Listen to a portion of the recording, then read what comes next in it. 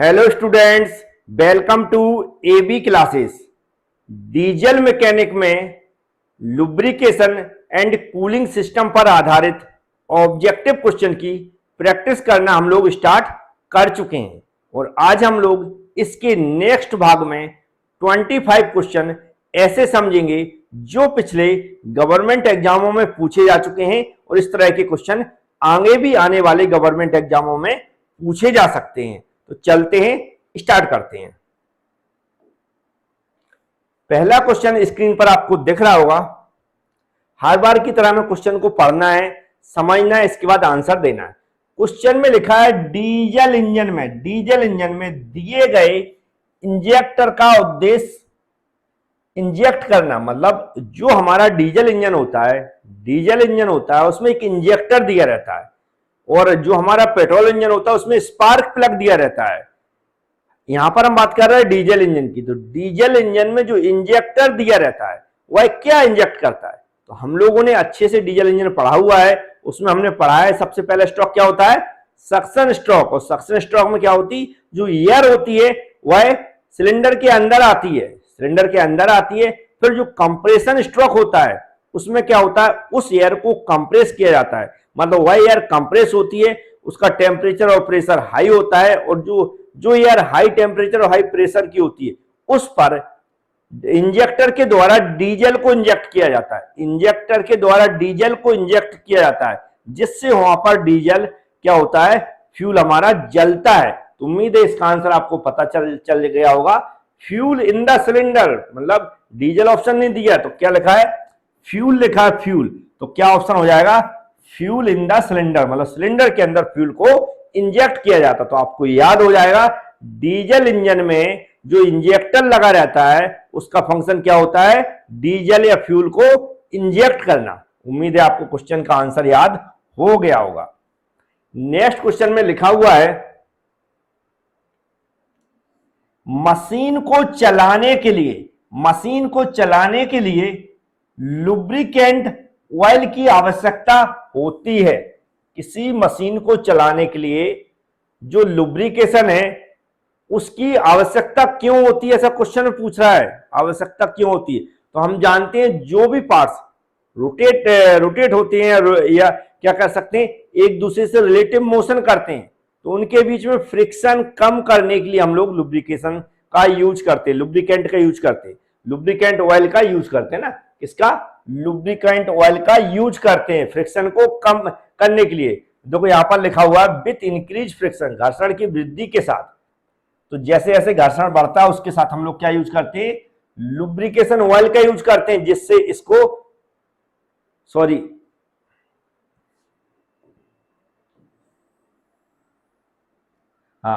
Second number का question है। इसमें क्या लिखा, पहले ऑप्शन पढ़ लेते हैं, डायरेक्ट आंसर देने में थोड़ी सी प्रॉब्लम हो जाती है। पहले भी मैंने कई बार बताया।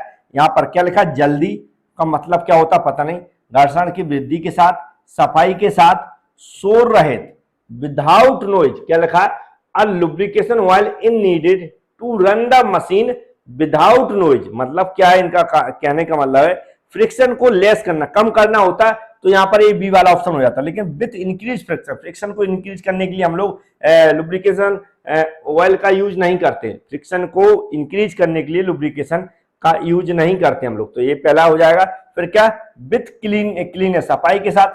हाँ, सफाई के साथ हो सकता है, लेकिन यहाँ पर जो आंसर हो रहा है वो विदाउट नॉइज, इंजन हमारा क्या ना करे, आवाज ना करे, शोर रहित रहे। शोर रहित का मतलब जो हमारे मशीन के पार्ट्स होते हैं जो रिलेटिव मोशन करते हैं, यदि उनके में हम ऑयल डाल देते हैं तो वो क्या स्मूथ तरीके से रोटेट करते हैं और आवाज नहीं करते हैं। उम्मीद है इसका आंसर आपको मिल गया होगा।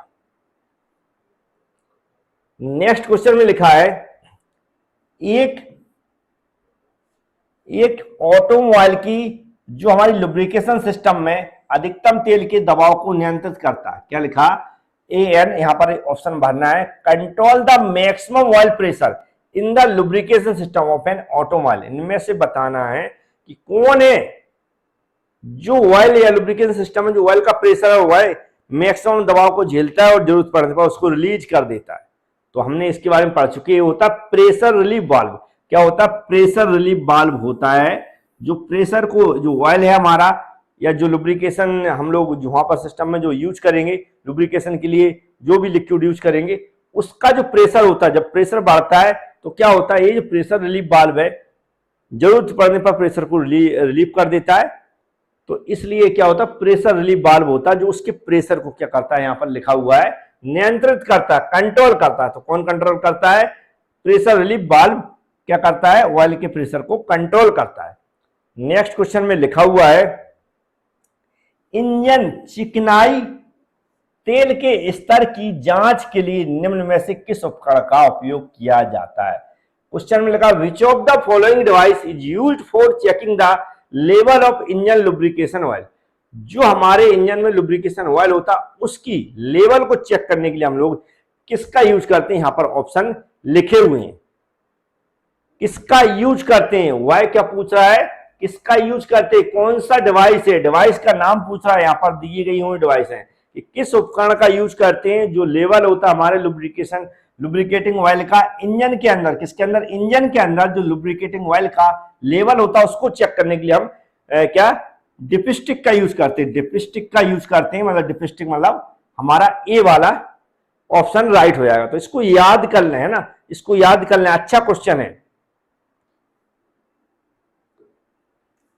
नेक्स्ट क्वेश्चन में लिखा हुआ है हीट इंजन के संदर्भ में, मतलब हीट इंजन की बात कर रहा है, स्ट्रेनर का उपयोग होता है। हीट इंजन में जो स्ट्रेनर यहां लिखा है ना, यहां पर पढ़ लें, स्ट्रेनर लिखा हुआ है, स्ट्रेनर, इसका क्या वहां पर काम है, उसका क्या काम है, हीट इंजन के संदर्भ पूछ रहा है, इसका क्या उपयोग है उसके अंदर, हीट इंजन के अंदर इसका क्या उपयोग है स्ट्रेनर का। तो मुझे लगता है इसका सभी को इसका फंक्शन पता होगा, सभी को। देखो हवा को गर्म करना तो क्लियर ही नहीं हो सकता है, और पढ़ के सुना देता हूं। टू स्पार्क फ्यूल, ये भी नहीं है, फ्यूल को स्पार्क करना है, वो स्पार्क प्लग का यूज करते हैं। To mix fuel in air, और क्या लिखा, चलित कक्ष, या फिर लिखा to clean the air before entering the floating chamber. तो ये बी वाला है। स्ट्रेनर मतलब छन्नी टाइप की होती है, क्या होती है, छन्नी टाइप की होती है, जो क्या करती है, एयर को क्लीन करती है। कब, इंटर इन फ्लोटिंग चैम्बर, फ्लोटिंग चैम्बर में इंटर करने से पहले, फ्लोटिंग चैम्बर में इंटर करने से पहले एयर को क्लीन करने के लिए हम लोग स्ट्रेनर का यूज करते हैं। स्ट्रेनर का यूज क्या होता है, एयर को फिल्टर करना है। नेक्स्ट क्वेश्चन में लिखा हुआ गियर बॉक्स में, नेक्स्ट क्वेश्चन में लिखा है गियर बॉक्स में लुब्रिकेशन का उपयोग किया जाता है। गियर बॉक्स में लुब्रिकेशन का उपयोग किया जाता है। यहां पर कुछ ऑप्शन इधर उधर होगा तो मैं समझा देता हूं। ए ऑप्शन हमारा ए है, बी ऑप्शन हमारा यहां है, सी ऑप्शन ए है, और डी ऑप्शन ए है। मैं अभी बता दूंगा जो भी ऑप्शन सही होगा। क्वेश्चन पूछा पर समझ लेते हैं। गियर बॉक्स में लुब्रिकेशन का उपयोग किया था, गियर बॉक्स में लुब्रिकेशन का उपयोग किया जाता, हमें ऑप्शन पढ़ने पड़ेंगे। To reduce acceleration, acceleration reduce करने के लिए। To reduce friction for better operation and longer life. To provide cooling. फिर क्या लगा, टू ब्यूटीफुल द गियर, ये तो ब्यूटीफुल वाला तो ऑप्शन हो ही नहीं सकता। To reduce the speed of gear की रिड्यूस स्पीड नहीं, इसकी मतलब बी वाला ऑप्शन होगा हमारा, वो एकदम राइट हो रहा है। मैं ऑप्शन पे टिक कर देता हूं, बी वाला ऑप्शन राइट हो जाएगा। To reduce friction for better operation and longer life, to provide cooling. तो ये बी वाला ऑप्शन राइट हो जाएगा। लुब्रिकेशन, जो लुब्रिकेंट ऑयल होता है उसका उपयोग हम सभी जानते हैं कि फ्रिक्शन को कम करने के लिए, सफाई करने के लिए, इंजन के लिए, और क्या होती है उसकी लाइफ को इंक्रीज करने के लिए इसका उपयोग किया जाता है। नेक्स्ट क्वेश्चन में लिखा प्रोपाइलिन, क्या लगा, प्रोपाइलिन ग्लाइकोज समानता होता है। प्रोपाइलिन ग्लाइकोज समानता होता है। जो प्रोपाइलिन जो है वह समानता होता है। उसका कलर पूछा है, क्या पूछा, कलर पूछा। ये जो मटेरियल है प्रोपाइलिन ग्लाइकोज, इसका कलर पूछा है। देख, क्योंकि कलर सारे लिखे हुए, इसका कलर कैसा होता है, तो इसका कलर होता है रेड कलर होता है। कौन सा होता है, रेड कलर होता है। सी वाला ऑप्शन हमारा राइट हो जाएगा। कैसा कलर होता है, रेड कलर होता है। तो याद कर लें थोड़ा सा, कैसा कलर होता है, रेड कलर होता है। मैं पेन भी रेड चला रहा हूं तो इससे भी आपको याद हो जाएगा। नेक्स्ट क्वेश्चन में लिखा है थर्मोस्टेट वाल्व के लिए सही विकल्प चुने। थर्मोस्टेट वाल्व के लिए सही विकल्प चुने, मतलब हमें थर्मोस्टेट वाल्व की नॉलेज पता होनी चाहिए। उससे रिलेटेड कौन सा ऑप्शन सही हो सकता है ये हमें ढूंढना है। पढ़ते हैं इसको, ऑप्शन पढ़ना पड़ेगा तभी बनेगा। देखो यह लगभग 90 डिग्री पर खुलता है, यह लगभग 20 डिग्री पर खुलता है, यह लगभग 50 डिग्री पर खुलना शुरू होता है। हाँ, 50 डिग्री पर ये खुलना शुरू होता है। तो याद रख, नहीं सॉरी 80 डिग्री, पिछला शायद मुझे याद आया, पिछला हमने पढ़ा था यह लगभग 80 डिग्री पर खुलना शुरू होता है, लगभग सही है। डी वाला ऑप्शन राइट हो जाएगा, क्योंकि हम लोगों ने पिछले क्वेश्चन में ए वाला ऑप्शन पढ़ चुके हैं।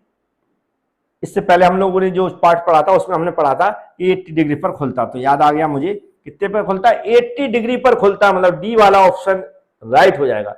थर्मोस्टेट बाल्ब के लिए सही विकल्प है कि क्या होता है, यह लगभग 80 डिग्री पर खुलना शुरू होता है। तो हमारा डी वाला ऑप्शन राइट हो जाएगा। नेक्स्ट क्वेश्चन में लिखा हुआ है इंजन, क्या लिखा? इंजन कूलिंग सिस्टम में, इंजन कूलिंग सिस्टम में निम्नलिखित में से किस पंप का प्रयोग किया था? इंजन कूलिंग सिस्टम में निम्नलिखित में से किस पंप का प्रयोग किया जाता? क्वेश्चन पूछ रहा है जो इंजन कूलिंग सिस्टम है, जो इंजन कूलिंग सिस्टम है उसमें किस पंप का यूज किया जाता है? इंजन की कूलिंग सिस्टम में जिस पंप का यूज किया जाता है, यहां पर ऑप्शन दिए हैं, और जो मेरे अकॉर्डिंग जो भी मैंने स्टडी की है उसके अकॉर्डिंग देखें तो सेंट्रीफ्यूगल पंप का उपयोग किया था। किसका? सेंट्रीफ्यूगल पंप का यूज किया था। तो याद कर लें, जो हमारा इंजन का कूलिंग सिस्टम है उसमें जिस पंप का यूज किया जाता है उसका नाम है सेंट्रीफ्यूगल पंप। सेंट्रीफ्यूगल पंप का यूज किया जाता है इंजन कूलिंग सिस्टम में, याद रहेगा, सेंट्रीफ्यूगल पंप का यूज किया जाता है इंजन कूलिंग सिस्टम में। उम्मीद है आपको याद हो जाएगा। नेक्स्ट क्वेश्चन में लिखा है कूलिंग सिस्टम में थर्मोस्टेट की निम्नलिखित में से कौन सी सही लोकेशन है? लोकेशन पूछा, याद रखे। जो थर्मोस्टेट बल्ब लगा रहता है तो कहां पर सही जगह है उसकी, कहां पर लगा रहता है, हमें पता होना चाहिए। थर्मोस्टेट बल्ब कहां पर लगा रहता है, ऐसा क्वेश्चन में पूछा जा रहा है। थर्मोस्टेट बल्ब कहां पर लगा रहता है? पिछले क्वेश्चन में शायद हमने पढ़ा था, याद होगा शायद, या कुछ और पूछा गया था, क्या ये कहां पर लगा रहता है? Between the engine water jacket and the header hose. ये कहां पर लगा रहता है? ये ऑप्शन डी वाला राइट है। कहां पर लगा रहता है? इंजन वाटर जैकेट और हेडर हॉज के बीच में लगा रहता है। इंजन वाटर जैकेट और हेडर होज के बीच में लगा रहता है। तो याद रहेगा, इंजन वाटर जैकेट और हेडर होज के बीच में लगा रहता है ना।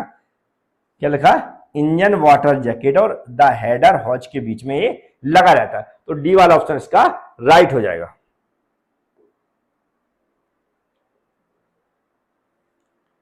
नेक्स्ट क्वेश्चन ओपन हो गया, इसमें लिखा हुआ रेडिएटर कैप में एक बड़ा स्प्रिंग लोडेड बाल्ब लगाया जाता। क्या होता है? रेडिएटर कैप में एक बड़ा स्प्रिंग लोडेड बाल्ब लगाया जाता है। इसका उद्देश्य क्या है? पहले क्वेश्चन को समझ लें। क्या बोल रहा है? जो रेडिएटर कैप में एक बड़ा स्प्रिंग लोडेड बाल्ब लगा रहता है। इसका क्या उद्देश्य है? इसका क्या उद्देश्य होता है? क्या पर्पज है? तो इसका जो पर्पज होता है, वैसे डी वाला ऑप्शन राइट है इसका, क्योंकि इसको थोड़े क्वेश्चन को अच्छे से पढ़ना पड़ेंगे।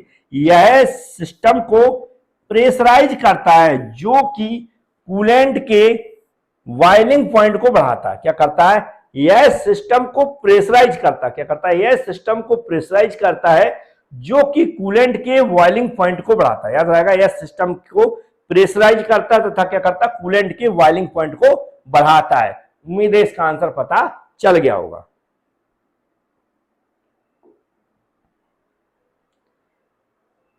नेक्स्ट क्वेश्चन में लिखा है मॉडर्न इंजनों में निम्नलिखित में से किस प्रकार का थर्मोस्टेट अधिकतर प्रयोग में लाया जाता है? तो ये क्वेश्चन कई बार पूछा जा चुका है, कई एग्जामों में पूछा जा चुका है, तो बार बार रिपीट होता रहता है। क्या लिखा? मॉडर्न इंजनों में निम्नलिखित में से किस प्रकार का थर्मोस्टेट अधिकतर प्रयोग में लाया जाता है? तो बड़ा सिंपल आंसर है, मैक्सिमम बन जाएगा, क्योंकि शायद पिछले 2 पार्ट्स थे उनमें भी मैं बता चुका हूं।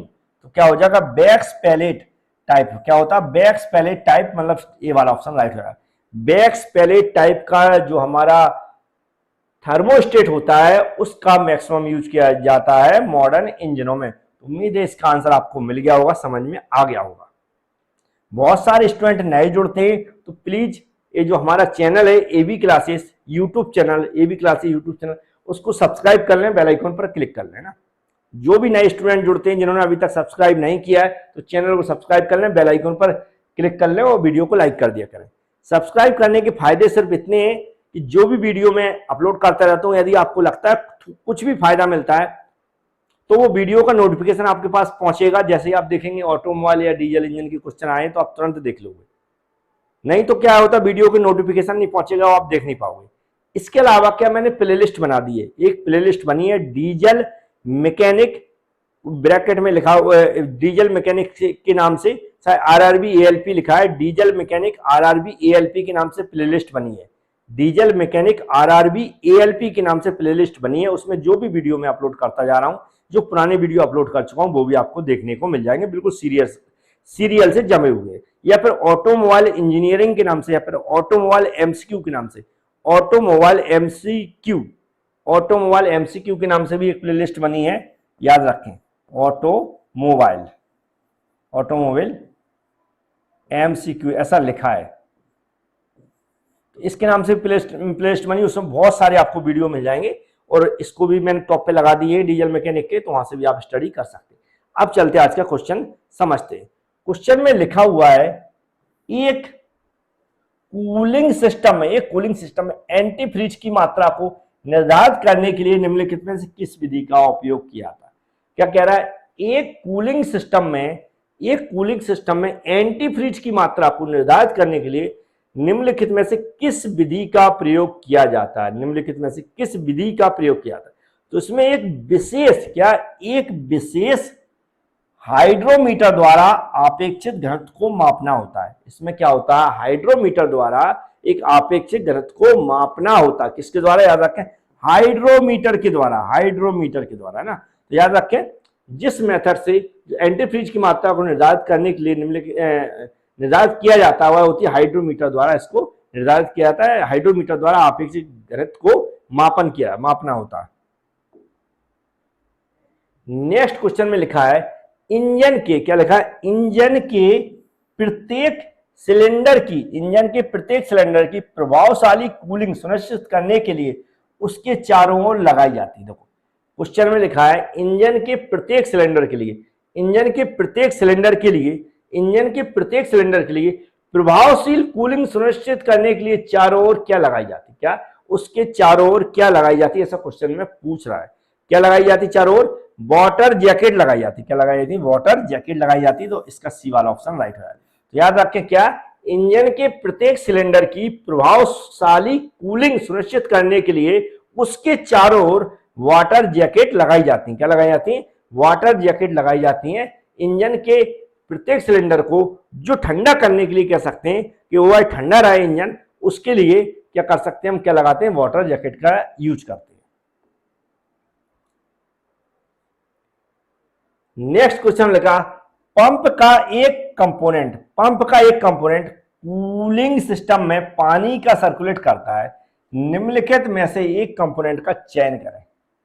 क्या कह रहा है, जो पंप होता है उसका एक कंपोनेंट होता है, जो पंप है उसका एक कंपोनेंट है, उसका एक पार्ट्स है, क्या है, एक पार्ट्स है, जो क्या करता है, यहां पर क्वेश्चन में क्या लिखा, जो कूलिंग सिस्टम में पानी का सर्कुलेट करता है, क्या करता है, कूलिंग सिस्टम में पानी का सर्कुलेशन करता है, वह पार्ट्स का नाम हमें बताना है। जो पंप है उसके अंदर एक कंपोनेंट है, वह कंपोनेंट जो पंप के अंदर है वह पानी को सर्कुलेट करने का काम करता है, उसका नाम है इंपेलर। क्या नाम है, इंपेलर, उसका नाम है इंपेलर। तो सी वाला ऑप्शन राइट होएगा, इसका नाम क्या है, इंपेलर। याद रखें, हम लोग प्रैक्टिस कर रहे हैं क्वेश्चन की, क्योंकि बहुत सारे जो वीडियो लेक्चर है थ्योरी वाले ऑटोमोबाइल इंजीनियरिंग पर आधारित, वो मैं बहुत सारे लेक्चर ले चुका हूं, और जो बचे हुए लेक्चर वो भी मैं स्पेशल लेक्चर उन पर बना दूंगा। खासकर उसके लिए प्लेलिस्ट बनी हुई है ऑटोमोबाइल इंजीनियरिंग के नाम से, ऑटोमोबाइल इंजीनियरिंग के नाम से प्लेलिस्ट बनी हुई है एबी क्लासेस यूट्यूब चैनल में, तो वहां से आप देख सकते हैं। बहुत सारे वीडियो थ्योरी के मैं ऑटोमोबाइल पर लाता रहता हूं, तो उनको जरूर देखते रहे। यहाँ पर हम प्रैक्टिस कर रहे हैं, क्योंकि मैंने खुद एनालिसिस किया है कि थ्योरी कितनी भी पढ़ लो, लेकिन जब ऑब्जेक्टिव क्वेश्चन पूछे जाते तो कई बार ऐसा लगता है कि नॉलेज तो है, हमें पढ़ा भी है, फिर भी एक क्वेश्चन के बारे में सोचना पड़ रहा है। सोचने में क्या होता है, क्वेश्चन गलत भी होते हैं, आंसर जो टिक करते हैं वो गलत भी हो जाते हैं। इसलिए जो आईटीआई लेवल पे मैं ऐसा कहता हूं कि आप तो क्वेश्चन को मैक्सिमम प्रैक्टिस कर डालें, आपसे जितने भी टाइप के क्वेश्चन बनते हैं वो सारे के सारे प्रैक्टिस कर लें। प्रैक्टिस करने से आपसे क्वेश्चन बनने लगेंगे। थ्योरी पढ़ने से बहुत बिल्कुल सिलेक्टेड जो बिल्कुल थ्योरी पर बेस्ड होते हैं वही क्वेश्चन बनते हैं। उस थ्योरी पर बेस्ड भी उनने घुमा के पूछ दिया तो भी नहीं बनता। इसलिए ऑब्जेक्टिव क्वेश्चन की प्रैक्टिस करना एकदम कंपलसरी है।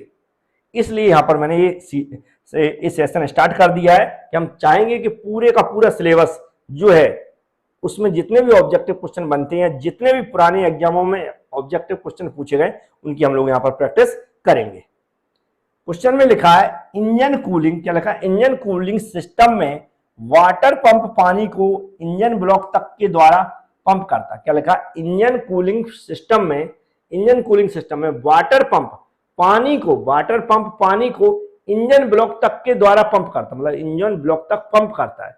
इसके आगे उसने कुछ नहीं लिखा, सीधा ऑप्शन दे दिया, मतलब ऑप्शन देख के आप पढ़ लो क्या लिखा। तो पूछ रहा है सेंट्रीफ्यूगल फोर्स लगाता है, सेंट्रीपेटल फोर्स लगाता है, डायनेमिक फोर्स लगाता है, काइनेटिक फोर्स लगाता है। तो हम यहाँ पर कौन से पंप का यूज करते हैं उस पंप के हिसाब से फोर्स देख ले। तो हमने शायद पिछले क्वेश्चन में पढ़ा था, इससे एक दो क्वेश्चन पहले पढ़ा था, क्या पढ़ा था कि सेंट्रीफ्यूगल पंप का यूज करते हैं। तो वहां पर फोर्स कौन सा लगेगा, सेंट्रीफ्यूगल फोर्स लगता है। सेंट्रीफ्यूगल पंप में कौन लगेगा, सेंट्रीफ्यूगल फोर्स लगेगा। तो ये वाला ऑप्शन हमारा राइट हो जाएगा।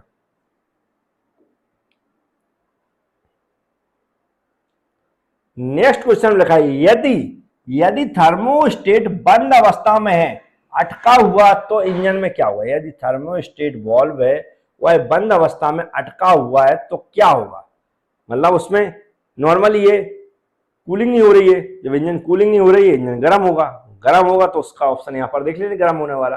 तो गर्म होने वाला लिखा ओवर हीटेड हो जाएगा, मतलब ओवर हीटेड हो जाएगा। जितनी अब जी धीरे धीरे गर्म होगा ये अलग मैटर है, धीमे धीमे गर्म होगा एक अलग टाइप का ऑप्शन हो गया। ये जरूरी है कि ओवर हीट होगा, क्योंकि जितनी हीट तो उसके अंदर जनरेट होती है, थोड़ा बहुत गर्म भी होता है, लेकिन ओवर हीटेड हो जाएगा। तो ओवर हीटेड वाला ऑप्शन राइट हो जाएगा, बी वाला।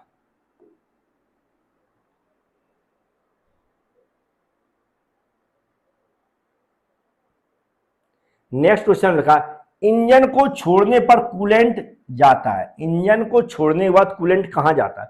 क्वेश्चन पूछ रहा है इंजन को छोड़ने के बाद कूलेंट कहां जाता है, इंजन को छोड़ने के बाद कूलेंट कहां जाता है। तो यहां पर दो कूलेंट कहां जाता है तो अच्छी बात है। तो जो हमारा थर्मोस्टेट वाल्व कहां लगा रहता है वो भी हमें चेक करना पड़ेगा, तो पिछले क्वेश्चन में हम पढ़ चुके। तो यहाँ ऐसा ही लिखा, क्या लिखा, ये जो छोड़ने के बाद जाता है इन द हेडर टैंक। इसको याद ही कर लें मुझे लगता तो भी चल जाएगा।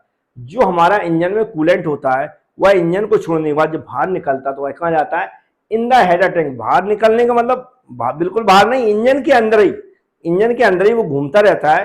तो कहां जाता है, in the header tank. Header tank में जाता है, कहां जाता है, हेडर टैंक में जाता है। तो उम्मीद है आपको याद हो जाएगा कहां पर जाता है, हेडर टैंक में जाता है। नेक्स्ट क्वेश्चन लिखा रेडिएटर कोर को बना होता है। जो रेडिएटर कोर है वह किसका बना रहता है, जो रेडिएटर का कोर है वह किसका बना रहता है, रेडिएटर का कोर है वह किसका बना रहता है। यहाँ पर ऑप्शन दिए गए मटेरियल के, रेडिएटर कोर के जो ऑप्शन दिए गए पिछले शायद एग्जामों में हमने इस क्वेश्चन की स्टडी कर चुके हैं, तो शायद याद आ जाएगा, ब्रास का बना रहता है। मैक्सिमम लोगों को वैसे याद भी होगा, अगर आप हमारे वीडियो देख रहे होंगे तो बहुत सारे क्वेश्चन रिपीट होते हैं, जिसका मतलब है ये सेट है, प्रैक्टिस सेट। बहुत सारे क्वेश्चन इधर उधर मिक्स होते रहते हैं। मिक्स होने से होता क्या है कि एक दो क्वेश्चन बार बार हर एक सेट में ऐसे मिलेंगे आपको, जिससे मैक्सिमम क्वेश्चन याद हो जाएं। अगर ये रिपीट नहीं होंगे तो भूल जाएंगे हम लोग। बहुत सारे क्वेश्चन ऐसे जो बार बार रिपीट होंगे, मतलब मैक्सिमम नहीं, जो क्वेश्चन लगते हैं वो रिपीट होते हैं। ऐसे सेट, प्रैक्टिस सेट ऐसे ही बनते हैं। यहाँ पर बहुत सारे क्वेश्चन रिपीट हो रहे हैं, ये समझ लो ये क्वेश्चन इंपॉर्टेंट होंगे तभी रिपीट हो रहे हैं। तो ये क्या है, ब्रास का बना रहता है। उम्मीद है इसका आंसर आपको मिल गया होगा।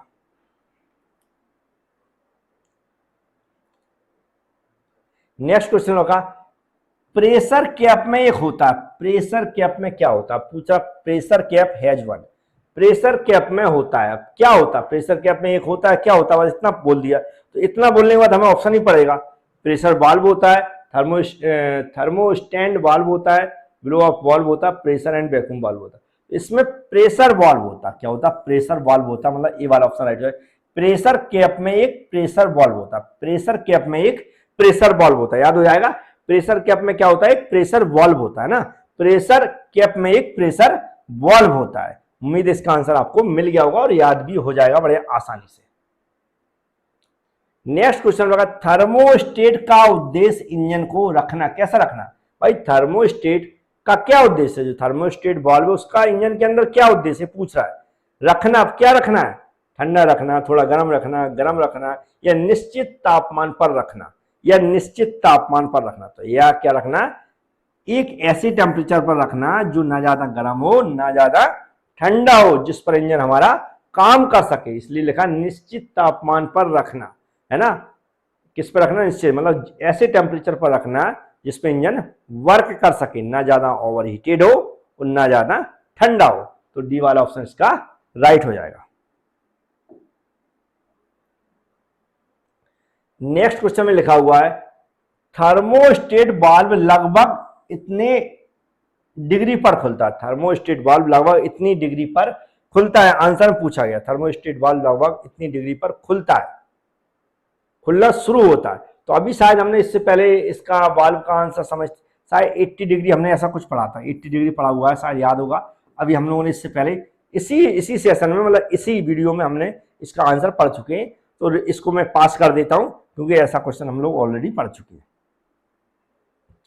नेक्स्ट क्वेश्चन लिखा, इंजन कूलिंग सिस्टम में किस प्रकार का पंप का प्रयोग किया जाता है?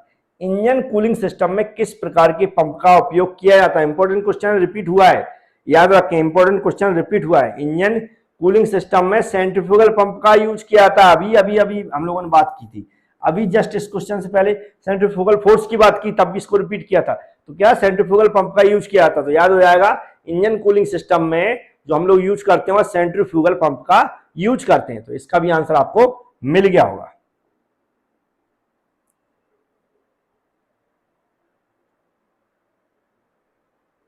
लिखा है, इंजन कूलिंग सिस्टम में पंखे का कार्य होता है। अब इंजन कूलिंग सिस्टम में फैन का क्या कार्य होता है? फैन का क्या फंक्शन होता है इंजन कूलिंग सिस्टम में? इंजन कूलिंग सिस्टम में फैन का क्या कार्य होता है, क्वेश्चन में पूछा गया है। तो क्या करता है, मैं डायरेक्ट बता देता हूं, रेडिएटर से हवा को खींचना। रेडिएटर से हवा को खींचने का फंक्शन होता है इंजन कूलिंग सिस्टम में फैन का। जो इंजन कूलिंग सिस्टम में उसमें जो फैन लगा रहता है उसका फंक्शन होता है रेडिएटर से हवा को खींचना। क्या होता है? रेडिएटर के अंदर हवा को खींचना। रेडिएटर से हवा को खींचना एक किसका फंक्शन होता है? फैन का फंक्शन होता है। फैन का फंक्शन इंजन कूलिंग सिस्टम में क्या होता है? रेडिएटर से हवा को खींचना। तो उम्मीद है इसका भी आंसर आपको मिल गया होगा। नेक्स्ट क्वेश्चन में लिखा है, यदि थर्मोस्टेट वाल्व खुली पोजीशन में रह जाता है तो क्या होगा? तो इसका आंसर अभी हम लोग दे चुके, थर्मोस्टेट वाल्व खुली पोजीशन में रह जाता है तो क्या होता है। मतलब क्वेश्चन को पलट के थोड़ा बहुत उसी को घुमा के पूछ रहे हैं, वही क्वेश्चन है, उन्हीं को बार बार पूछा जा रहा है। तो क्या लिखा है? इंजन को स्टार्ट करना, तो ऑप्शन देखें, इंजन धीरे धीरे गर्म होगा, इंजन ओवरहीट हो जाएगा, इंजन को स्टार्ट करना मुश्किल होगा, इंजन रुक जाएगा। क्या लिखा? यदि थर्मोस्टेट वाल्व खुली पोजीशन में रह जाता है, यदि थर्मोस्टेट वाल्व खुली पोजीशन में रह जाता है तो क्या होगा? तो क्या होगा? इंजन को, अगर इसके अनुसार आंसर माने तो ये लिख रहा है इंजन को स्टार्ट करना मुश्किल होगा। क्या लिख रहा है? इंजन को स्टार्ट करना मुश्किल होगा। तो उम्मीद है समझ में आ गया होगा क्या होगा। क्या होगा? इंजन, मतलब इंजन को स्टार्ट करना मुश्किल होगा, क्योंकि हम जानते हैं जिस खुला रह जाएगा तो जो इसकी जो हमारा कूलिंग सिस्टम अंदर जा रहा है, कूलिंग ऑयल जा रहा है, जो भी हमने वहां पर एजेंट यूज कर रहे हैं कूलिंग के लिए, वह अंदर लगातार जाता रहेगा जाता रहेगा जाता रहेगा। तो जाने से होगा क्या? इंजन एकदम ठंडा हो जाएगा। इंजन ठंडा होने से क्या होगा? वह स्टार्ट होना मुश्किल होगा। क्या होगा? इंजन ठंडा पड़ जाएगा, फिर वह स्टार्ट होना मुश्किल होगा। इसलिए सी वाला आंसर राइट हो जाएगा। तो उम्मीद है ऐसे क्वेश्चन की प्रैक्टिस हमारी चलती रहेगी। बस चैनल को सब्सक्राइब कर लें, बेल आइकन पर क्लिक कर लें, जिससे आपके पास वीडियो पहुंचे और आप उसको देख सकें। Thank you.